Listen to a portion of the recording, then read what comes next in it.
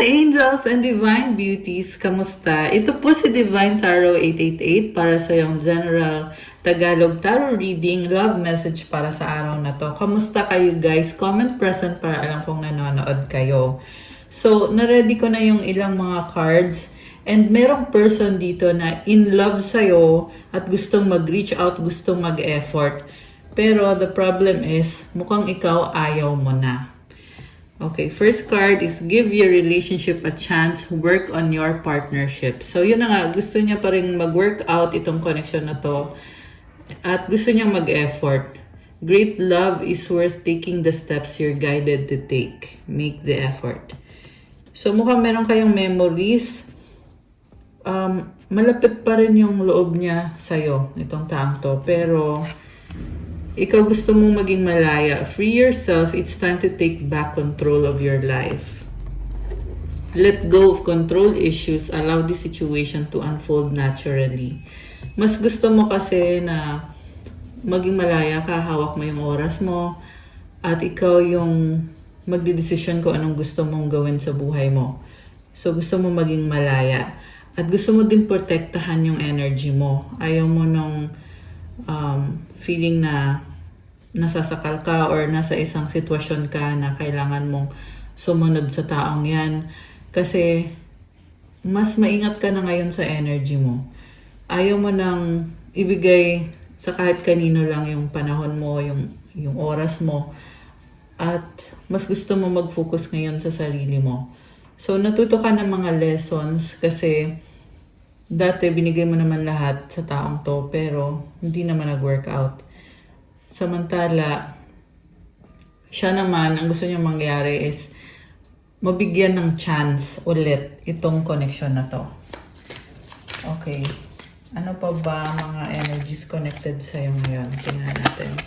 Deception. Someone is wearing a false self-mask in this relationship. So, oo, gusto nga niyang magkaayos kayo or mag-reconcile kayo, pero hindi naman siya totally honest at loyal sa'yo. Or in other words, wala ka ng tiwala sa kanya. Kasi mukhang naloko ka na nito dati. Kaya alam mo na din na kung magkakaayos kayo, gagawin niya pa rin yung panloloko na ginawa niya sa'yo dati. Or kung hindi man niya gagawin, pwedeng in the future niya gawin. So kaya ang hirap sa'yo magtiwala. Flirt, extend your light-hearted energy to others.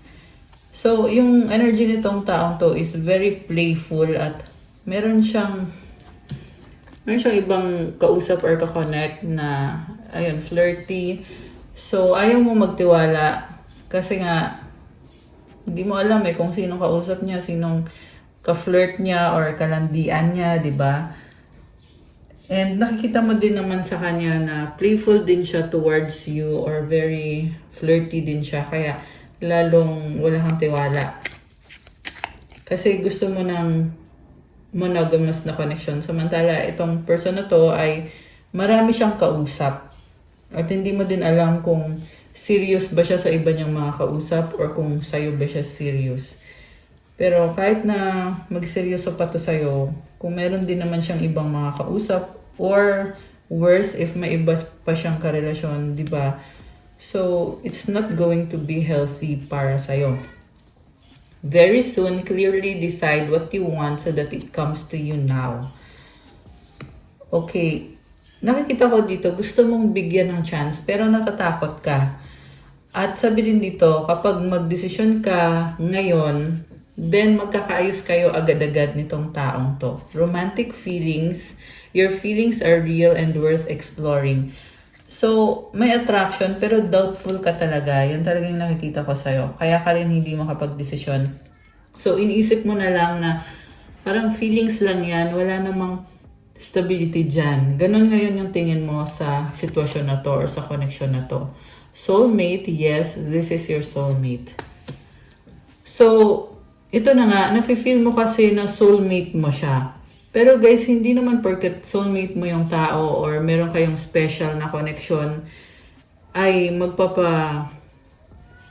magpapaloko ka or hahayaan mo na kontrolin ka or papasok ka sa isang relationship Kasi kahit sabihin na natin na, oo, hindi kanya kinokontrol, pero the fact na nasa isang relasyon ka at hindi nga loyal sa'yo or hindi din honest sa'yo yung tao, then it's not healthy para sa'yo, di ba? Okay, tingnan natin.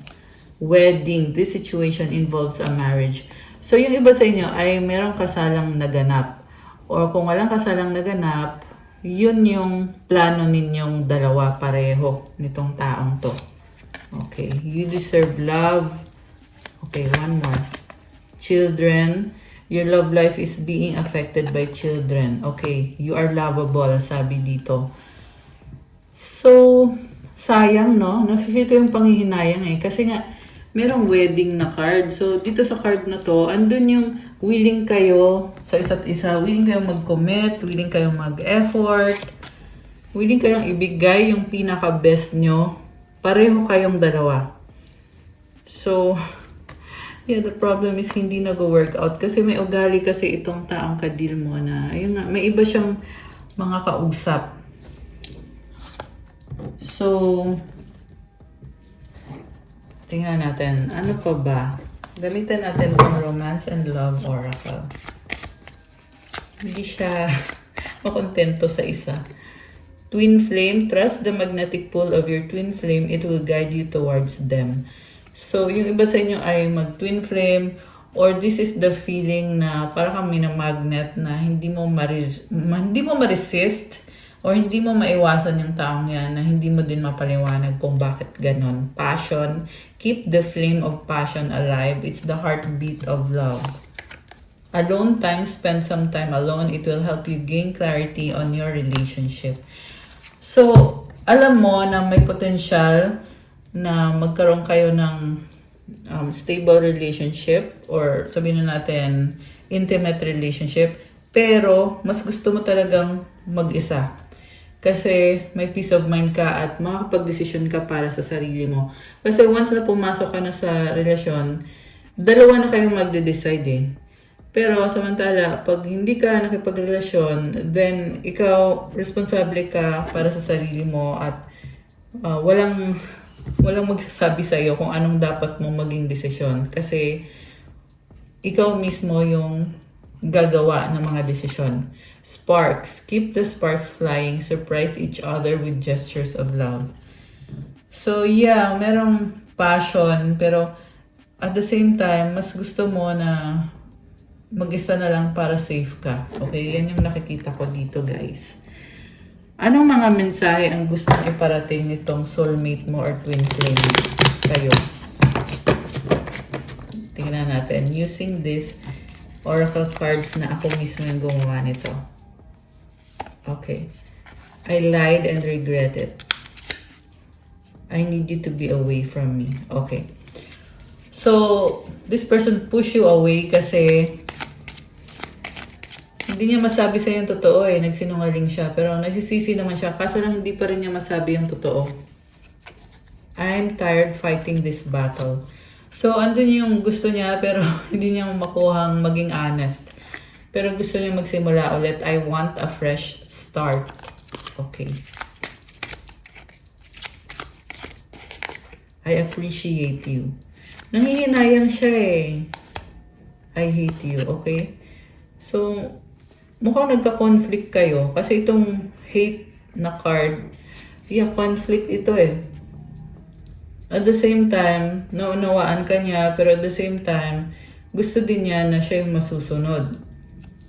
I reread our old conversation. Hindi pa to naka-move on kasi binabalikan pa rin niya yung mga dati ninyong pag-uusap. Okay.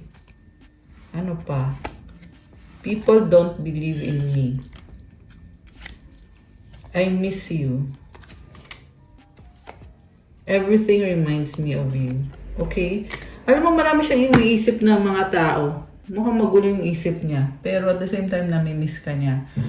And this is also the person na kahit maraming tao sa paligid niya, pero ikaw yung iniisip niya at nami-miss ka niya. Okay. Kuha pa tayo. More messages from this person. Ano pang mensahe niya? Ang Ano pang mensahe niya? I want you. Why do we have to be apart? Okay, so I wish we could be together forever. Oh my gosh. So, wini-wish niya na maging okay itong connection na to. So, tingnan natin. Okay. So, gagamitin ko yung Oracle deck ko. Pero, tanggalin ko muna yung mga cards dito. Wait lang. Ayan! So, ano ba ang intention niya sa'yo? Ano bang nararamdaman niya sa'yo? Ano bang iniisip niya sa'yo? Tingnan natin.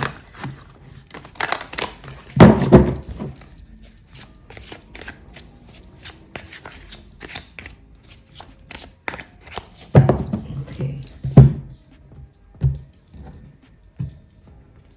So, we have Knight of Cups. Kailangan ka niya. This is also the person na sa'yo siya humuhugot ng strength. Very codependent. Pero at the same time, very romantic, sweet, ganon. Very clingy. So, kung dati ikaw yung clingy, ngayon nakikita ko siya yung clingy. At the Hermit is what crosses this person. So, yung parang conflicted siya eh. Kasi gusto ka niya, pero at the same time, gusto niyang mag-isa. So, iniisip niya ngayon, ano ba yung magiging maayos na desisyon para sa sarili niya. Andun din yung feeling na parang sinisisi ka niya kung bakit siya mag-isa. Ewan ko kung bakit pumasok yung mensaheng yun. Okay. Temperance. So, nag-a-adjust siya sa'yo. Kung dati siya yung nasusunod, ngayon sinasabi dito na kaya niyang pagbigyan ka or kaya niyang mag-adjust sa'yo kasi gusto niya talaga mag-workout to at para mag-workout to, kailangan sumunod siya sa'yo. Kailangan pagbigyan ka niya. Below is a Ten of Swords. So, this is an ending and a realization para sa taong to. Parang nasa point siya ngayon na kailangan niyang aminin sa sarili niya na kailangan ka niya. Kaya siya nag-a-adjust ngayon sa'yo. Gusto ka niya makasama. The Fool. Ace of Pentacles. Parang nakita ko dito, may pag-level up at mukhang matagal-tagal na itong naghihintay. Pwedeng secret admirer mo siya. So, merong energy ng Earth sign, Capricorn, Taurus, Virgo. Although this can be any sign, meron ditong Sagittarius, tsaka Virgo. Meron din namang water sign, Cancer, Pisces, Scorpio, konting air sign, Gemini, Libra, Aquarius. So, sa bottom of the deck, overall energy is the Knight of Pentacles. Mabagal siya eh. At yung iba sa inyo or marami sa inyo, ILDR. Kasi mabagal tong Knight of Pentacles. This can also be someone na may responsibilidad siya sa buhay, kaya hindi kanya pwedeng maging priority. Mag-ingat ka lang kasi baka may iba siyang pamilya tapos ikaw pinapaasa ka niya. Yung kasi nakikita ko eh, parang naiwan ka sa ere or hinahayaan ka niyang maghintay. Samantala siya naman ay iba yung focus niya. Pero oo, gusto ka niya, oo, mahal ka niya. Kaso lang, kailangan mo ding mag-ingat kasi mabagal na kasi yung movement nitong taong to. Supportive energy, the Star.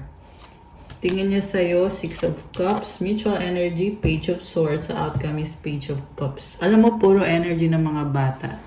So, mukhang may anak na tong taong to. Yan siguro yung dahilan kung bakit mabagal yung progress sa connection ninyo. And pwedeng may anak kayo or may anak siya sa ibang tao. At ayun nga yung pinagtutuunan niya ng pansin ngayon, itong energy ng bata. Nasa process of healing siya, pero more on, hindi niya mabigay sa'yo yung time niya. Pero at the same time, sinasabi dito, kailangan ka niya, gusto ka niya, at ikaw yung nagbibigay ng hope sa kanya na i-inspire mo siya. So, trying naman siya na ayusin yung sarili niya, ayusin yung buhay niya. Yun nga lang, paano siya magiging mabuting partner para sa'yo kung wala naman siyang panahon sa'yo? Yun yung tanong. Or kung magkalayo kayo, di ba? Kasi kailangan kasi kasama mo siya. Kaya hindi rin ako agree sa LDR. Although in some situations, nag-workout naman. Alam mo, hindi maganda yung nakakita ko ngayon. May ugali siya na bigla siyang tatalikod or aalis. Iiwan ka niya sa ere. Tapos, hindi niya alam ang gagawin. Hindi siya makapag-desisyon. Nagdadalawang isip siya. So, yun yung kailangan mong ingatan. Kung sino man itong nasagap natin dito. Yun yung nakikita ko sa person mo. So, mahilig siyang magtanong-tanong. Siguro, palagi kang ini-interview nito. Marami siyang tanong tungkol sa'yo. Pero wala naman siyang ginagawa, unfortunately. So sad to say. Tsaka merong pag-alis talaga. So, now we have 8 of Pentacles, the Empress, and the 9 of Cups. Ngayon, nakikita ko dito, nagpaplano siya. Kaya siya nagsisipag, nagtatrabaho. Pwedeng ikaw to kasi feminine yung energy eh. Nakafocus sa sarili at may mga pangarap ka din na mag-settle down eventually. Pero sa ngayon, mas gusto mong mapag-isa or maging single. Oh my gosh. Queen of Swords, 10 of Pentacles, and the 5 of Swords. Alam mo, nakikita ko dito, parang ayaw mo na bigyan ng chance to kasi kilala mo na tong taong to. Ayan, so grabe yung reading natin. Very straightforward. Mukhang nagkaroon na talaga ng ending dito. And binigyan mo naman siya ng masayang relationship. Yung iba nga sa inyo, binigyan nyo ng family itong taong to. May legacy dito eh. And 5 of Swords, parang ayaw mo na eh. Okay, more on focus mo ngayon is nasa finances mo, sa career mo. At marami ka ding na-attract ng mga blessings. Marami ding humahanga sa'yo. The Wheel of the Year, the 6 of Wands, and the Ace of Cups, 3 of Pentacles. So, marami kang na-attract na mga person. And I see expansion sa networks mo, sa career mo, stability, and a new beginning with this Ace of Cups. Alam mo yung energy dito, sobrang fresh na fresh. Feel ko na yung vibe dito, parang pang New Year talaga. With this Wheel of the Year, ibang-iba yung energy mo. So, ayan, congratulations. May success ka. Sino itong mga taong nasa paligid mo ngayon? Mice. Okay. Merong conflict. The Stars. The Bear. Okay. The Whip. Alam mo, may person dito very controlling. The Clock Tower. Sobrang strong. Na-overwhelm ka eh. So, ang advice ko sa'yo, kung sino to nakaka-resonate dito gamitin mo sa practical na bagay yung panahon mo. Kasi, na-overwhelm ka, marami kang responsibilidad, may mga expectation din yung mga tao sa paligid mo. Lady. Okay, maganda naman yung energy mo. Ayan, the Lady. Kaso lang pag na-overwhelm ka, nahihirapan ka, nagsastruggle ka talaga. The Sun. Ayan, clarity. Lilies. Oh my gosh, ang ganda. And the Snake. Oh. So, yes, there is positivity. At the same time, itong Snake na energy, mukhang meron kang stress na kailangan mong i-heal sa sarili mo. The Rider. Okay. I see the energy of a new lover. Tingnan natin ano ba tong stress? Clouds. Okay, meron talaga nagpapastress sa'yo, pero at the same time, ang ganda ng energy mo. So, you need to transmute your energy. Ang suggestion ko sa'yo, yung kinaka-stress mo, tanggalin mo yan sa sistema mo at mag-focus ka dito sa napaka-positive na cards. With this Lady and the Sun and Lilies, you can create something na talagang magiging masaya ka. The Garden. So, you have abundance. Ayan. And stability. Lady ulit. Oh, wow.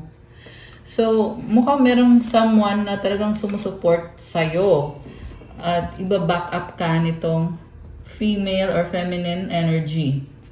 Kahit anong mangyari, tutulungan ka niya, baback upan ka niya.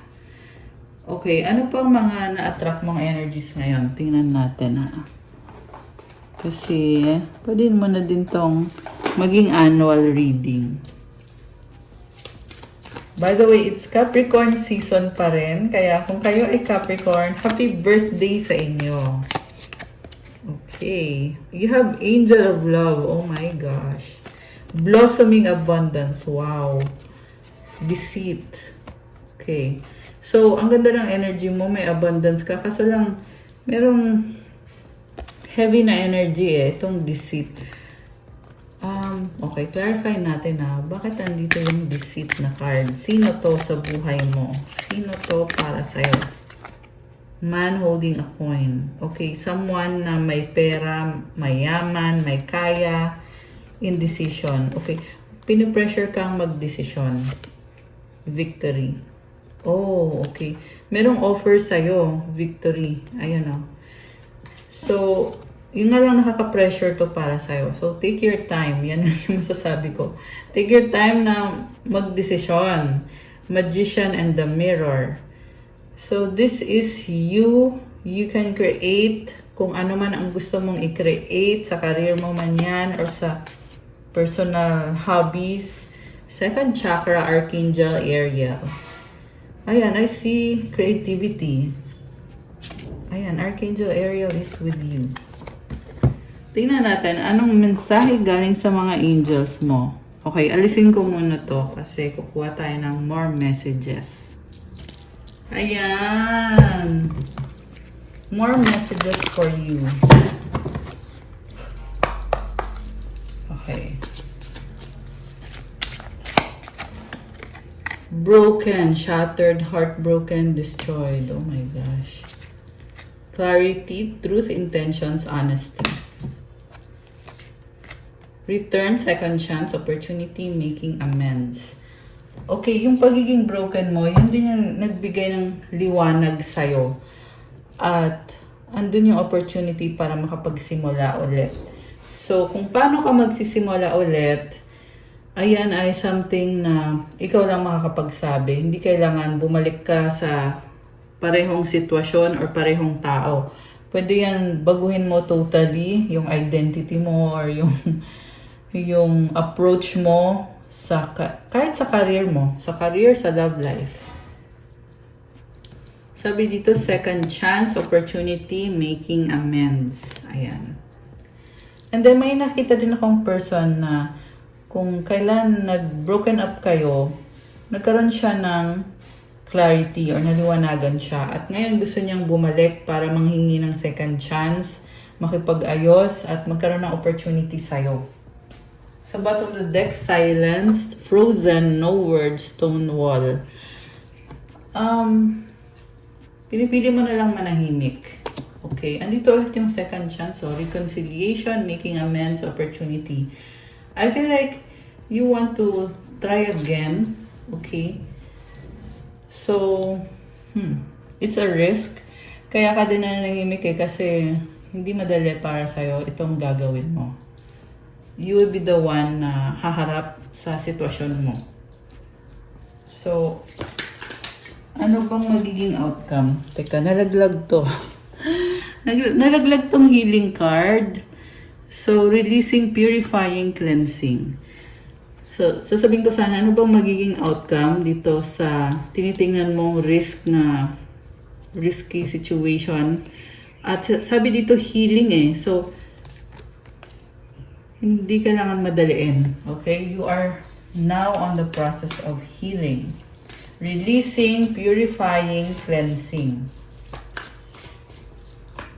Maganda din pag gumamit ka ng crystals kasi it will help clear your energy, give you vitality at confidence sa sarili mo at marami pa yung ibang benefits.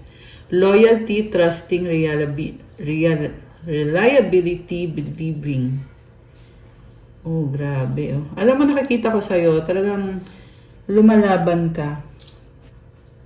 Kasi may lakas ka Hindi ka naman lalaban kung wala kang maibubuga. So, palaban ka. Kaso lang, mahirap din sa'yo magdesisyon kasi nga, malaking bagay ito eh.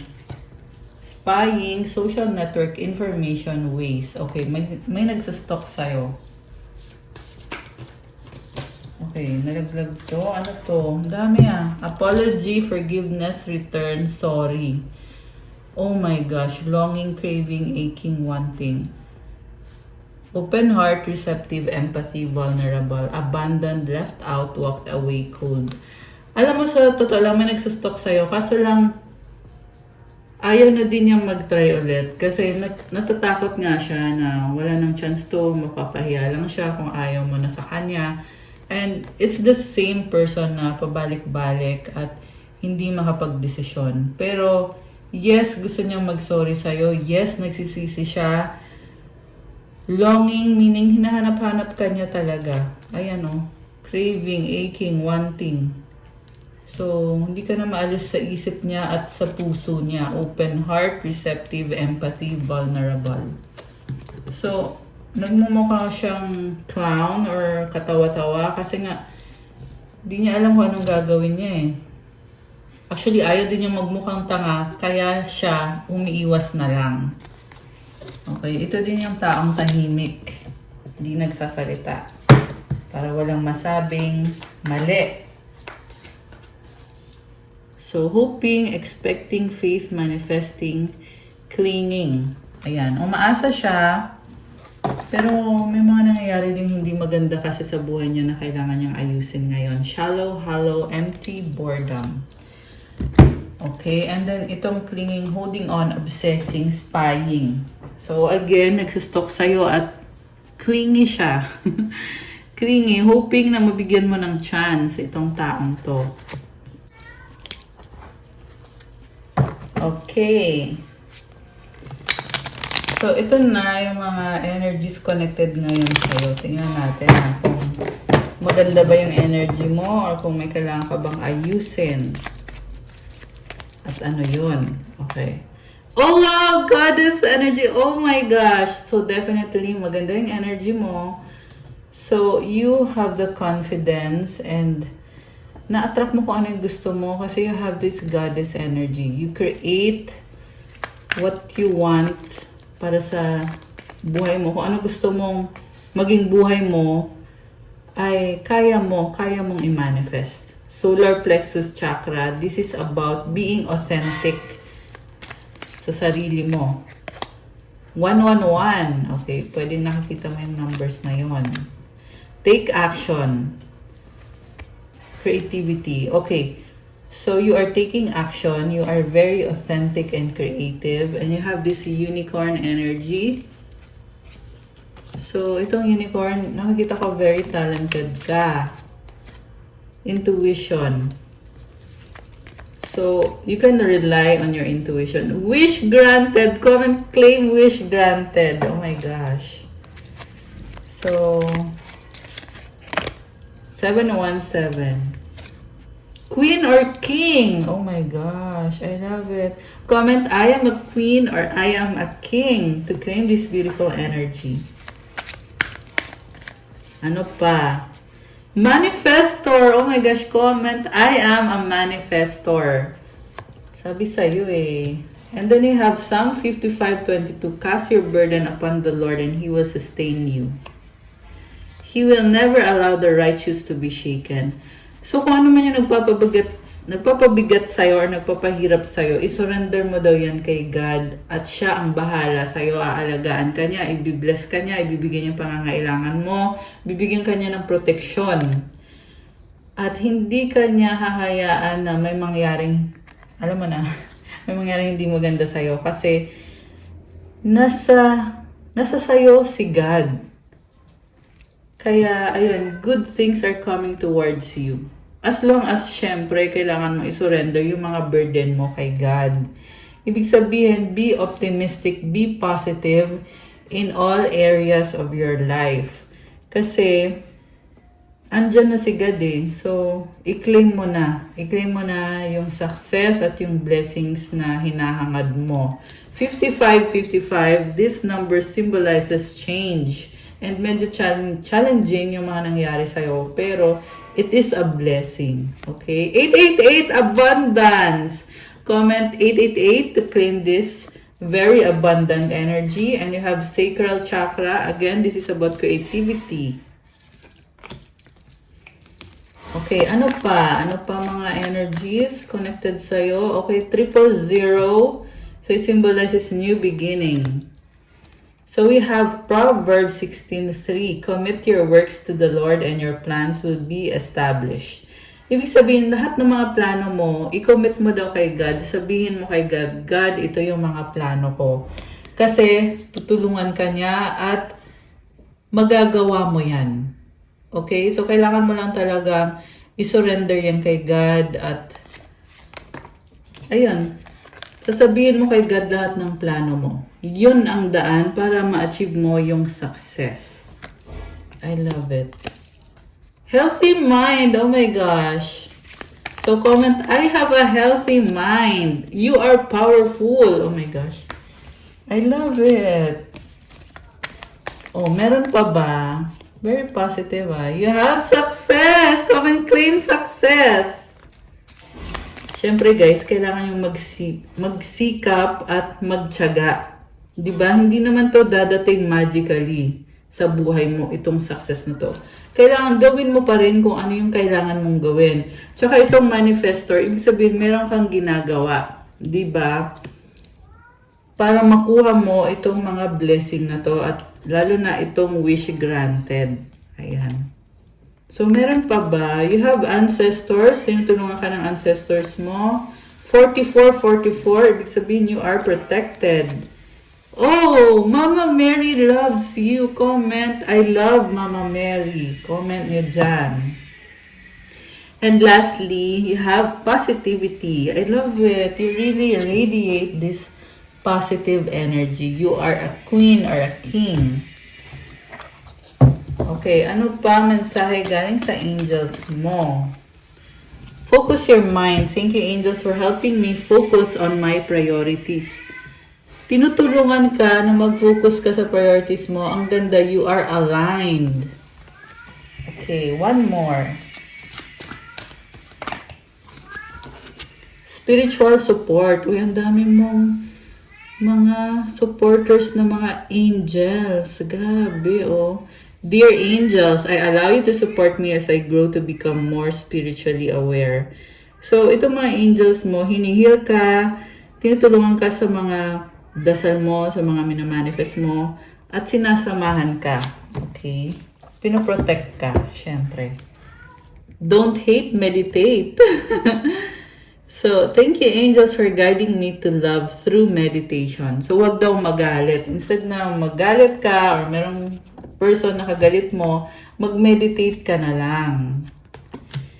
Last one is take time to breathe. Thank you, angels. I breathe with ease knowing you're here. Oh my gosh, so nice. Tingnan mo, oh, merong angel. Oh, ayan, ay shadow ng angel. Nakabantay palagi at yeah, yung angels mo talagang pinoprotektahan ka at tinutulungan ka sa mga dasal mo, sa mga manifestation mo. Kaya take time to breathe. Ibig sabihin, magpahinga ka, mag-relax ka. Or baka ito na nga talaga yung ginagawa mo ngayon. Yung iba napupunta ng dagat. Ayan. Okay, guys, that's all for our love message for today. Thank you for watching. Please like, comment, subscribe, hit the notification bell. Kung kailangan nyo ng gabay, pwede kayong magpa-private reading. One-on-one session po yun. Message nyo ako sa Viber or sa WhatsApp. Nasa description box yung contact details. May pa-promo, kung hindi nyo pa alam, hanggang January 31, 2026 po. Ito ang ating New Year promo. 20% discount sa mga long-time subscribers. 15% discount sa mga bagong subscribers.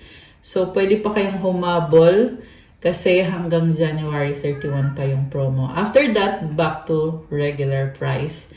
Thank you, Earth Angels and Divine Beauties. I love you guys. Have a good day. God bless you all. Stay safe. See you again soon. Bye!